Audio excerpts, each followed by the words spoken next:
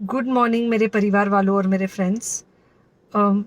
बहुत सारे डॉक्टर्स की तरह मैं भी बहुत परेशान हूँ, इसलिए मुझे लगा कि शायद मैं आपको अगर कुछ कुछ चीज़ें बताना चाहती हूँ और मैं शायद अगर ये बताऊँगी और अगर आप लोग सेफ रहोगे तो I might be at more piece.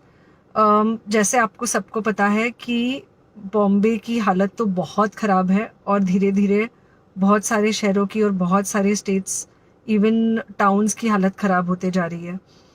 Bombay की हालत तो इतनी ख़राब है कि हमारे हॉस्पिटल्स में आईसीयू बेड्स वेटिंग पे है, पेशेंट्स के लिए बेड्स नहीं है। It's a very very helpless, यानी मुझे इतना हेल्पलेस और लाचार कभी फील नहीं हुआ है। We have to literally manage patients at home with oxygen, and this is not something we are enjoying. So I really want all of you to follow a few things that I really am requesting you to follow. First, आप लोग please safe रहो। अगर आपको लग रहा है कि आपको 1 साल से कोरोना नहीं हुआ है इसलिए आप कोई सुपर हीरो हो या आपकी इम्यूनिटी बहुत अच्छी है और आपको ऐसे कुछ नहीं होगा, तो आप गलत फहमी में हो। हम यंग लोगों को देख रहे हैं। I mean we have a 35-year-old who's on the ventilator and we are not able to help people now. So we do not want, we really don't want any of you to be in that situation. So sorry,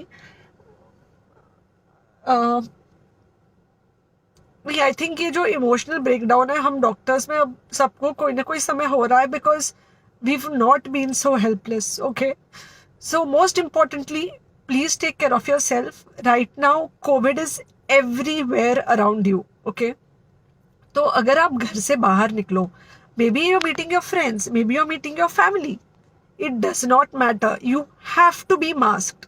okay, just because आपको अभी 1 साल से corona नहीं हुआ है या आपको पिछले साल कोरोना होकर जा चुका है, इसका मतलब ये नहीं है कि आपको वापस कोरोना नहीं हो सकता। You can still get Covid.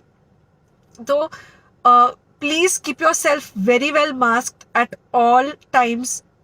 अगर आप घर से बाहर निकल रहे हो तो घर के बाहर निकलो, मास्क होना चाहिए। मास्क सिर्फ इधर नहीं, मास्क पूरा नाक से पूरा यहाँ तक होना चाहिए।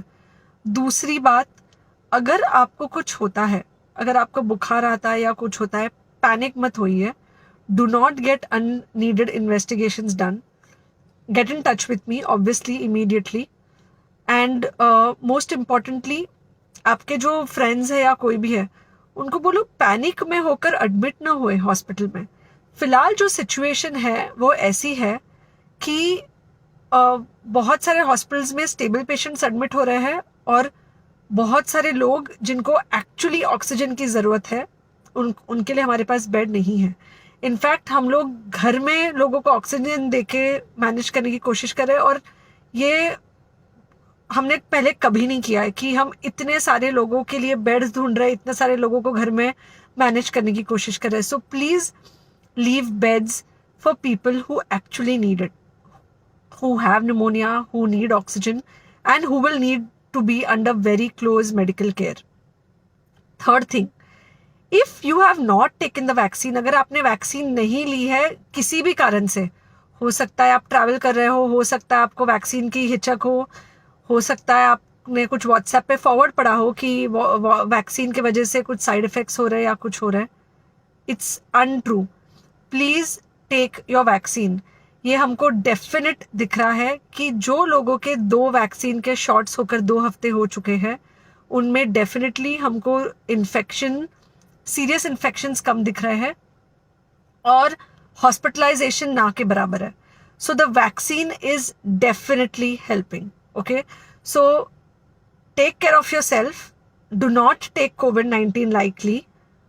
Please pray for the people in the hospital and please pray for the families and the caretakers of all these people in the hospital. उनको आपके प्रार्थना की बहुत ज़रूरत है और सबसे ज़्यादा ज़रूरत है कि आप अपना ध्यान रखें। ओके, एंड बस घर पे रहो। आप कुछ हफ्तों तक सिर्फ घर पे रहो जब तक हम ये सिचुएशन ऐसे हैंडल कर सके कि हम एटलीस्ट कुछ हो जाए तो हम हॉस्पिटल में पेशेंट्स को ले सके। फिलहाल हालत ऐसी है कि डॉक्टर्स और डॉक्टर्स के रिलेटिव्स को भी नहीं मिल रहा है बेड, तो आप सोचिए कि it's an absolutely helpless situation. Okay, I think अगर हम सब इतना ध्यान रखेंगे, we will definitely come through this second wave very well. Okay, and then we will have to work on not allowing a third wave. So third wave का हम बाद में सोचेंगे, वो तो नहीं आना चाहिए, पर जो ये सेकेंड वेव है इससे हमको कोई भी हालत में एकदम सेफली निकलना है. Okay, take care, I really love you.